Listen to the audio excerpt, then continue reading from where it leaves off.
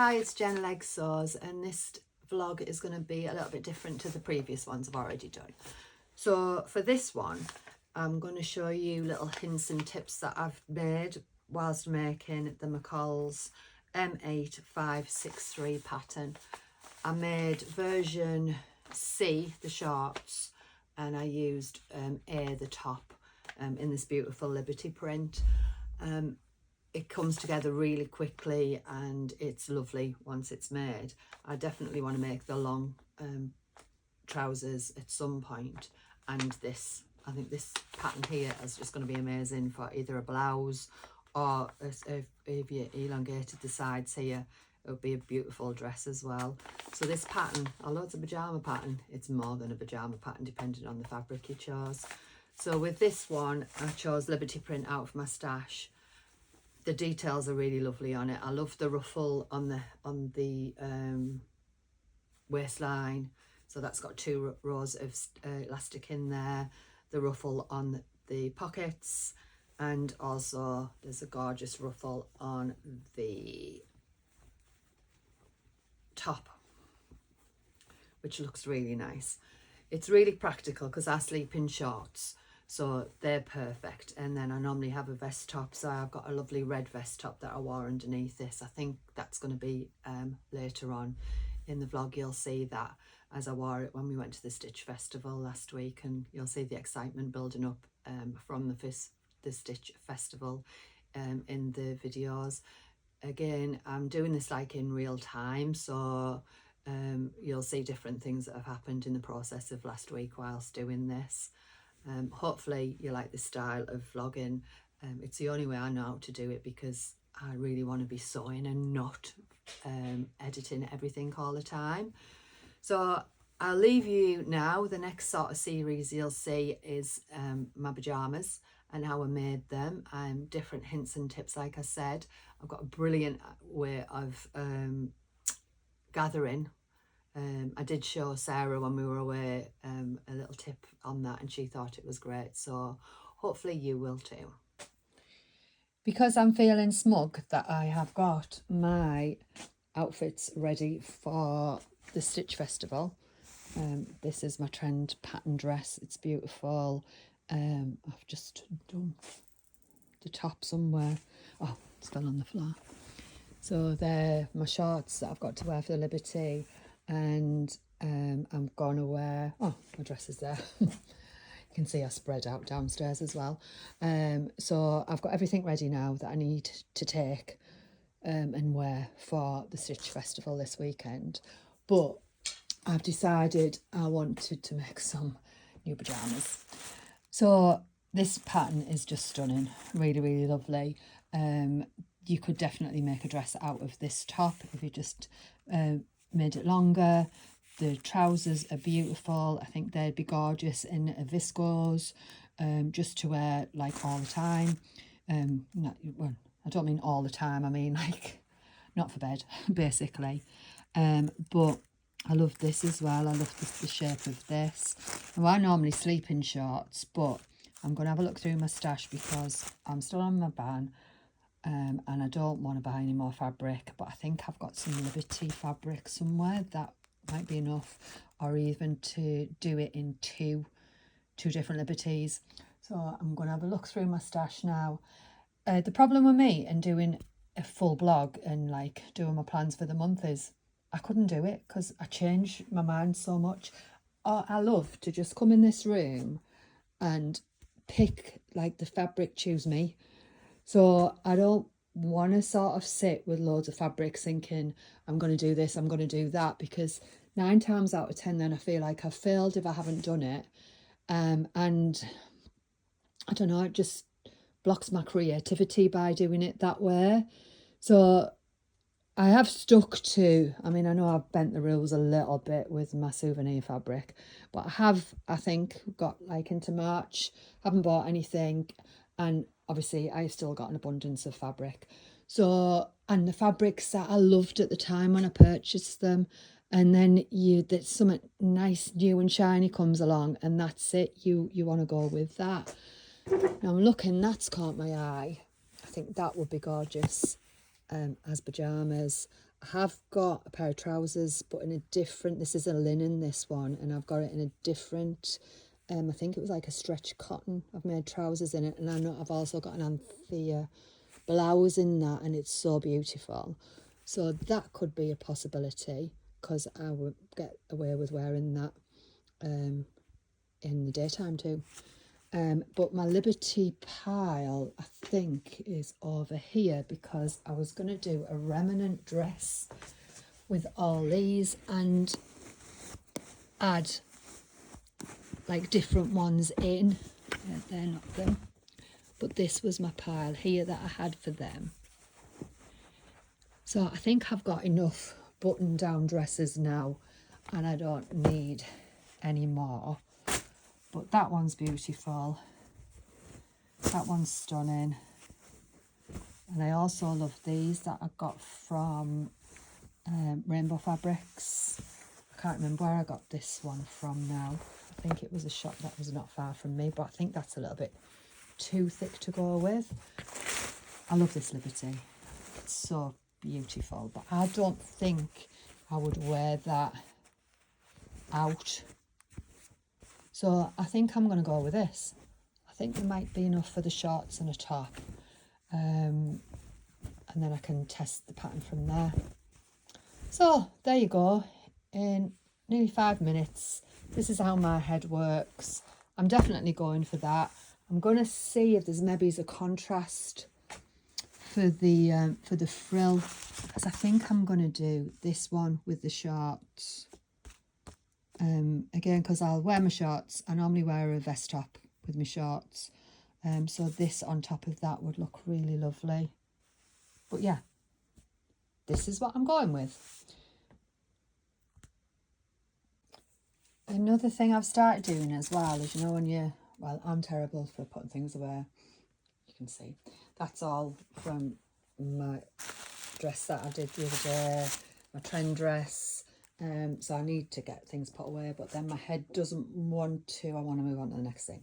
So when I'm doing this now and I'm making these shorts, obviously when you cut it, you end up with a piece of pattern piece with nothing on it. I wish they'd print them, the top and the bottom.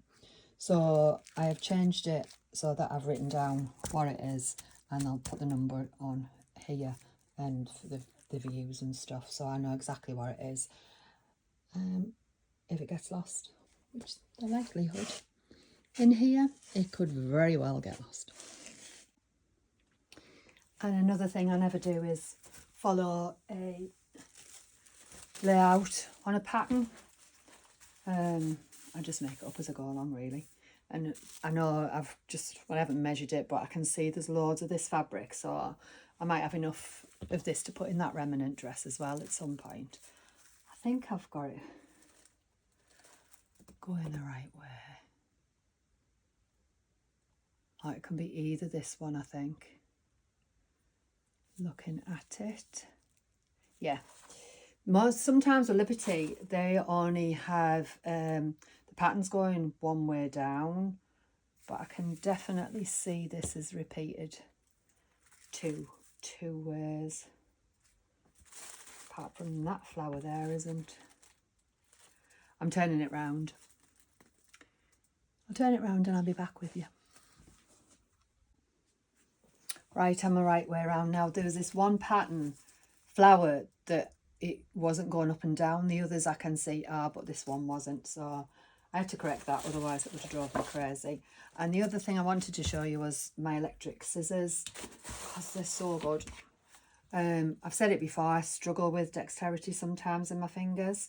A couple of my fingers don't work as well because of the arthritis before I got put on the medication that I'm on now. So anything that is easy for me to cut out with, I'm going to take anyway that's going to make this hobby of mine easier, and this just does. It really is. I know you can get them cheaper than sorry, I shouldn't talk while I'm doing it, should I? I know you can get these cheaper than I paid, but I think I got these off Amazon and I'm sure they're about 126 quid at the time, but they've been worth a weight in gold. I've used them so much, and you can see like how easy it is to use them.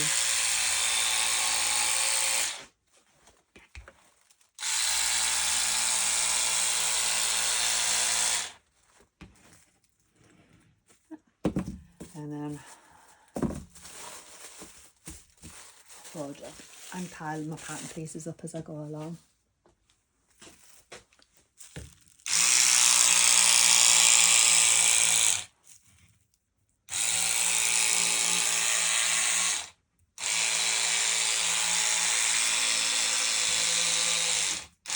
So depending how much fabric I have left, I actually might put the full sleeve into this sort of like jacket version instead of just the cap sleeve. So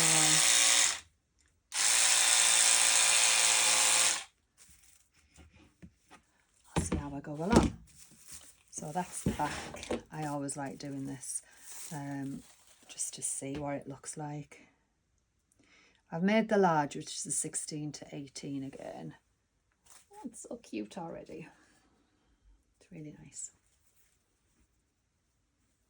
So I'm cutting it out. It's like 8 o'clock on, I can't even remember the date. It's in March, we're in March still. So I'm going to cut it out and then I'm going to make it up tomorrow. Because like I said, everything else I needed for the weekend is done.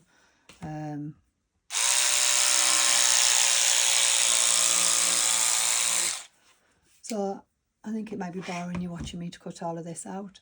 So I'll sign off. I'll come back on tomorrow. Again, I'm just going to video this as I'm going along. Minimum effort in editing. The upload was a blinking nightmare. But hopefully you like this way that I'm doing things, because you're just seeing how I'm working in real time basically. So this Liberty print, it's so hard to see which is the front and back, which maybe isn't the best thing to show you how to French seam. But I think this is the right side.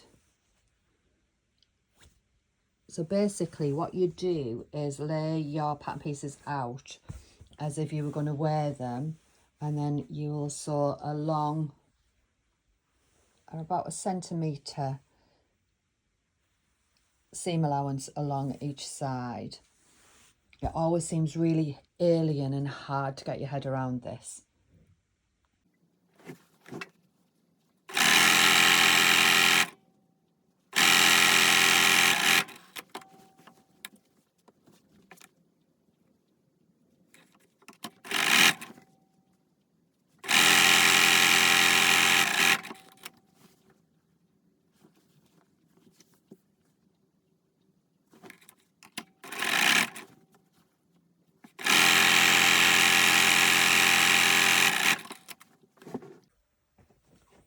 Then using a pair of pinking shears, I cut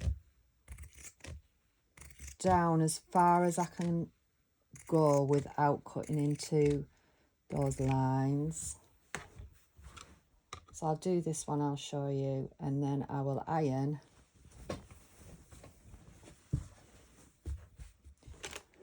the seam across.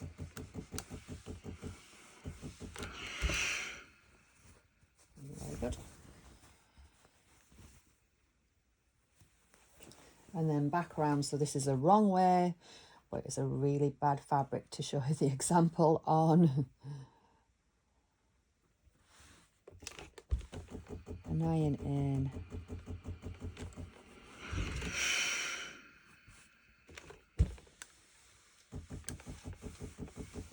And then I'll sew along here and trap in my pinking sheared edge. The seams always get pressed to the back of the garment, on the sides and on the top. It was ages before I realised that happened. And then I'll turn it round and again press.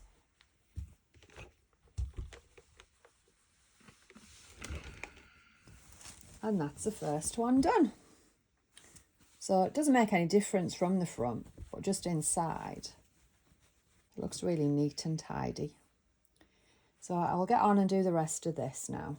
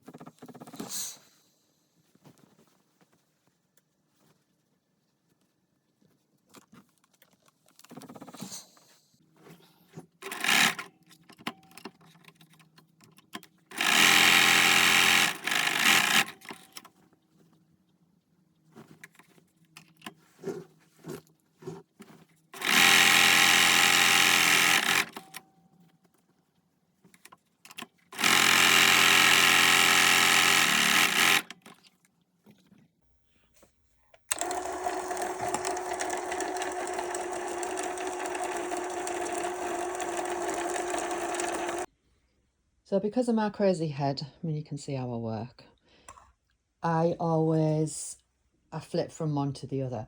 So I've done the French seams on the front and the back, sorry, to bring the two back pieces together and the two front pieces together on the shorts now. So they're all done. And the reason for that is that this, it makes it elevate because the pieces look quite similar. So I know that's the back, I can leave that to one side now. And then I know that these are the pocket pieces here on the front, and these have got a frill that go around them, and also the front of this jacket, blouse, whatever you want to call it, overthrow, that also has a frill that goes around it. So I'm going to do the frills now and apply them, and I'll show you how I do my gathering. It's really, really easy.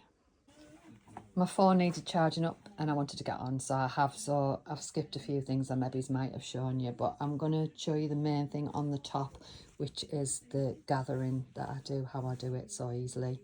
I've put all this together. I've just got the sides to go now, and French seam in those, as well as everything inside that has already been French seamed, and the pockets. And I love them, they're looking really cute. This little frill is dead pretty, isn't it? And so easy to do that as well. My shorts are almost complete, and for the casing lines for the elastic, it's got two sort of narrow pieces of elastic and I think like a little frill on the top. So I do sometimes measure, but I think it's a hairdresser in me. Obviously I couldn't get a ruler out and measure how long somebody wants off the hair, so I am pretty good at sort of guesstimating widths and things, but I have put that on there so I know that that's estimated width of what I needed to go right the way along. And then I've stuck this so that that's my guideline, so if I stick to that right the way around, then I'll have the right width for my elastic to channel into.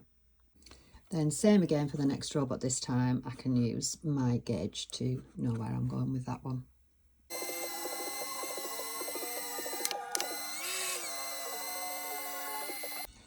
When I gather, so I've got the ruffle to put on the front of this, I gather with a zigzag stitch on my sewing machine. And to do that, I sort of guesstimate the length of where the gathering needs to go. So I know that the gathering needs to go to, you can just see my notch on here and on the other side. So what I'm going to do is measure this top cotton right the way around, and then I'll show you what I do after that. So I'm literally roughly using this, and I'm just going to get an estimate of the area that needs gathering. To be fair, if I take it from there to more or less the centre point here, I know that that needs to be double. So it will come to here, around about. Then I'll get my ruffle off the floor, because that's where everyone's ruffle should be. And I put my foot down around about 10, like 1 centimetre. So it's like on the stitching line, and now I've turned that, and I don't know whether you can see it's clear there. I'll try and get it this way. Sorry, it's rubbish that. So I've turned my wheel down, and I've raised the bottom spool up so that I can take the bottom spool out, and with the bottom spool I'm going to take that the same length as this. Here's my leggy lad phoning, so I'll have to stop and start again in a minute. Told you this is real time. So as I've picked it up now, I've started to zigzag over those 2 lines that have come up from the bottom, threads. And then if you can see, I'm using the foot difference, and I'm just taking that across. Now you've got 2 options. You haven't got 2 options. You're gonna have to start gathering this as you go along, otherwise you'll run out of cotton for the length of your gathering. So if you start pulling, you can see by magic it just starts gathering up behind you. Don't gather too much, because I've done this sometimes and I've gathered loads and it hasn't needed it. And it's just such an easy way to gather, instead of the 2 rows and pulling and worrying it's going to come out.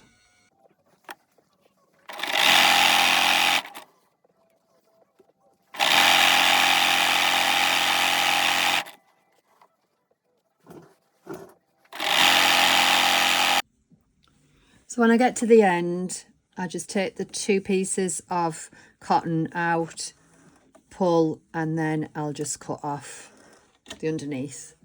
And then I've got those 2 that I know will pull. What I normally do is just put a little pin in the end like you would normally, and then just do a figure of 8 with the cotton so you don't lose the end. And then can you see how easy that is to manipulate and make the gathers even? So this is how I did the pockets on my shorts. Well, this is how I gather all the time. The only time I don't use this method is when I'm doing like big gathers on tiers on skirts, and then I use my overlocker for that, and I need to show you loads of things that overlocker does. Now I'm doing this YouTube, I will do that as well in some point. So I'm just evening this over, and then I'm going to half it. Technically, I should have checked the half before I did it, but I got carried away because I was showing you guys how to do this. So I'm going to half it. I know that needs to start in the middle, but I tend to actually, I'll attach this to, where are we? So that's the wrong way.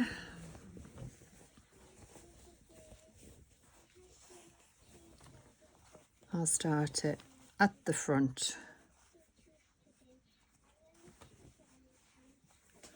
And pin it to, pin it to it.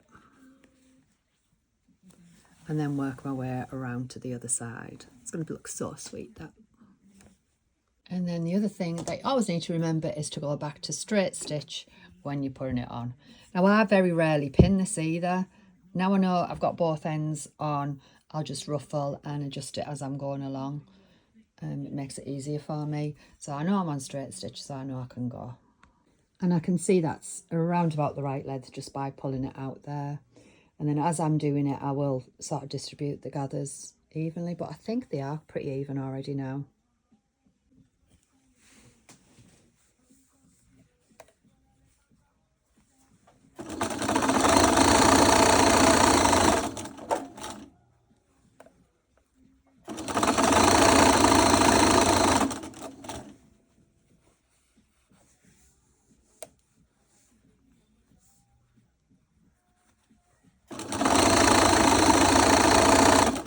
So as I'm getting to this end there, I can see that I need more gathers. So because this end is where I pull it up from,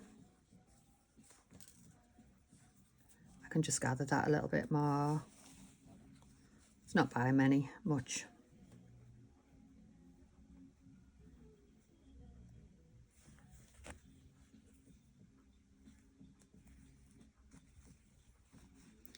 And just distribute that again and continue.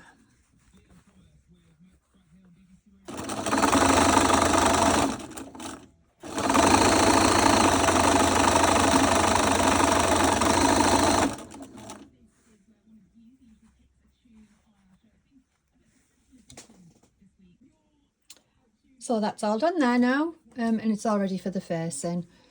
Now with the facing, if you followed me for a while on Insta, you'll know I like facing the facing. So basically, when you face the facing, you get a nice inside. So I've done all of this now without using the overlocker. So for facing the facing, you need a woven interfacing. And what we're going to do is, first of all, whichever order you want to go in, I'm going to add, I give up finding out which is the right and wrong way with this now because I just can't tell. So you're going to sew across the tops of each separately. Just check you can see that okay. So I'm sewing across the top. So you've got your shoulder and then you've got your front coming down.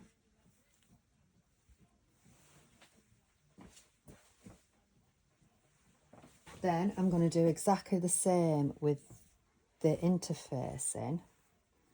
So on the right sides, it's really hard to see again. I've picked two things that are really bad to show you on, but the interfacing, that is the sticky side on this side. So you want it right sides to right sides. You can just see, well, you can't on there anyway. But so right sides to right side. So the reverse side is the where it's going to stick. So I'm just going to put pins in there so that I know that's the right way.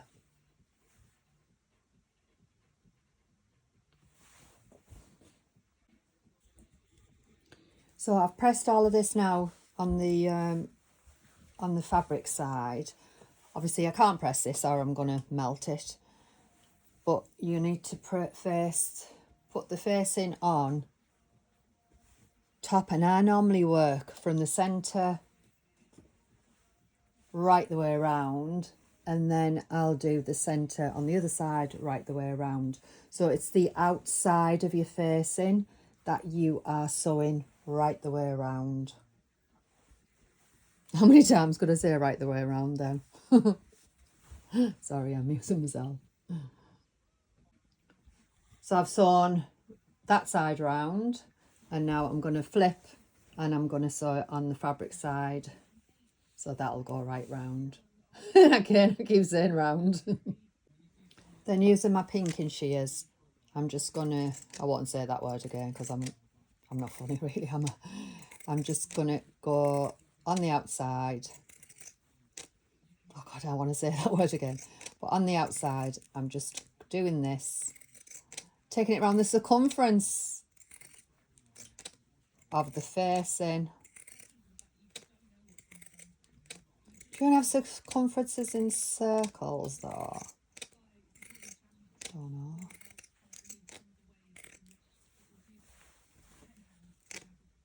Right, I'll finish the other side so you don't have to watch me doing that. And then you're going to flip it over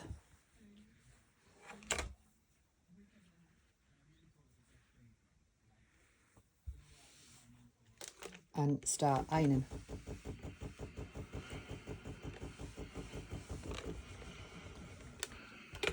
And this is what you'll achieve if you didn't know what I was talking about right at the very beginning.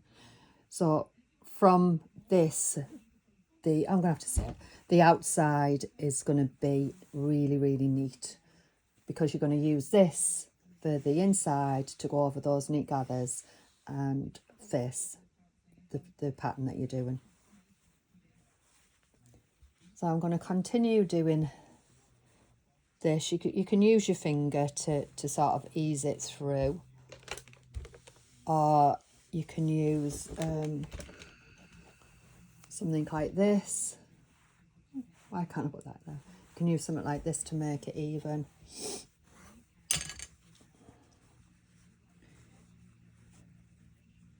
If I was you, if you want to try this, I would start by using it on a pattern that you've tried and tested, and you know that you're not going to have to faff on doing it. Something like my gorgeous friend's Emily dress, because I know for a fact that her pattern definitely works on the sizing for over the for the facings, because I actually did this on that pink one I made.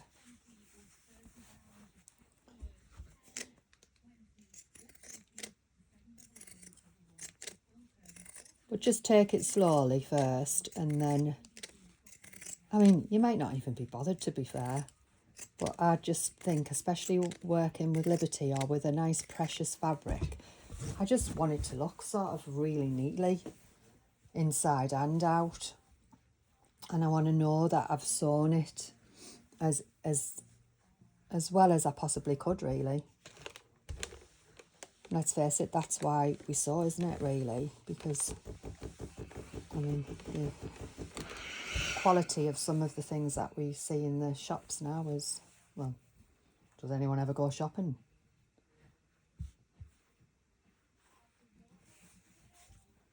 Right, I'm going to finish this off. And then I'll apply it and show you that once I've done it. For my interfacing, I buy it in a 25-metre roll, which sounds like a lot, but it tends to last me, shows how much sewing I do, around about 6 months. And honestly, the price in it has gone up so much in the last, so the first time I bought it, I think it was around about 60 odd pound. And the last time I bought it was about, I don't know, about 100, over 100 quid. But I know I'm going to use it again, and I reckon, I don't know, by the time you've gone to Boys or your local stockist to get interfacing, and it's a really nice quality. It's like a woven one, and it does last a long time, really. Well, it lasts as long as you're sewing. And I make a lot, as you know, so it was probably, but it'd be great if you clubbed together with a couple of friends and things and bought it as well, because it would be much cheaper in the long run. Right, so that's all I did there. I've ended up talking to you more than I thought.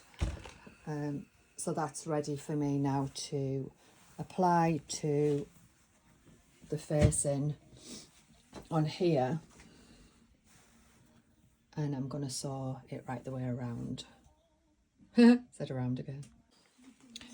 Also, I'm sewing this on the side that I did my gathers, so I can see, so I can and sort of go over that so that you don't see this line.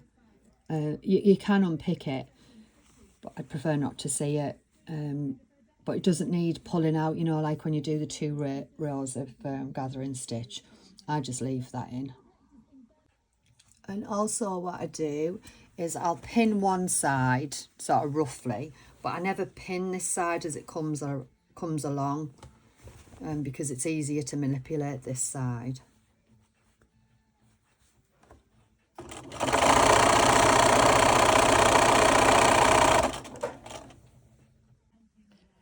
So I've put all of the facing on now, and I'm going to, I always forget the stay stitch right the way along, and then I'm going to trim the inside.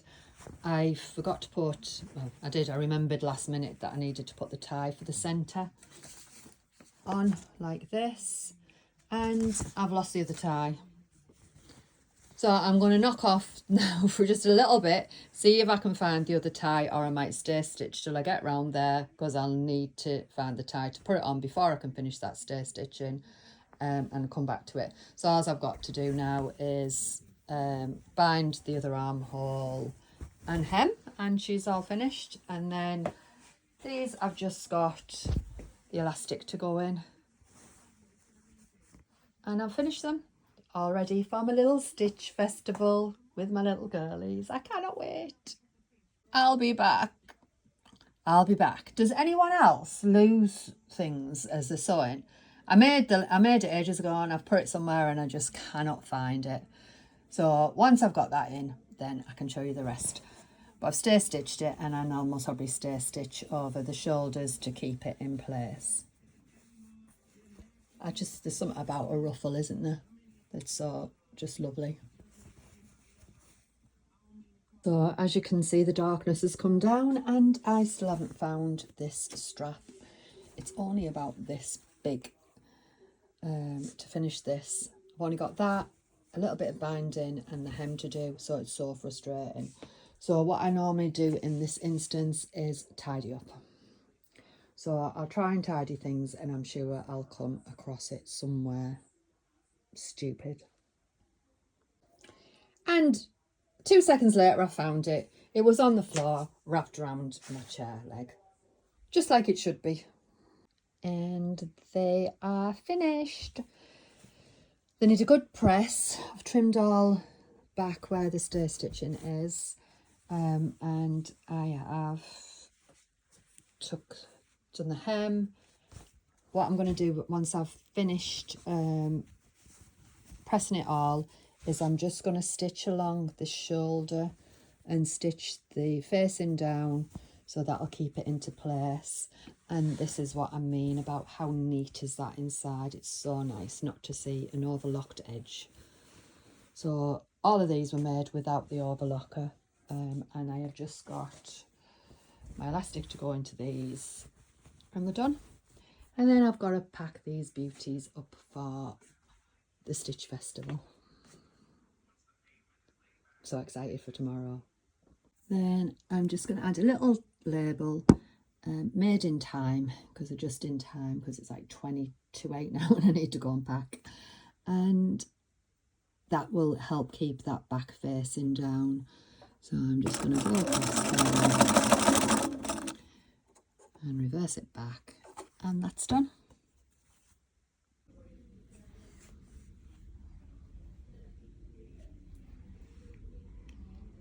So by now you will have watched half an hour of me making the pajamas that I showed you at the beginning. Hopefully, at least if you've taken one tip away from this, that is my main aim, that you learn little snippets from me.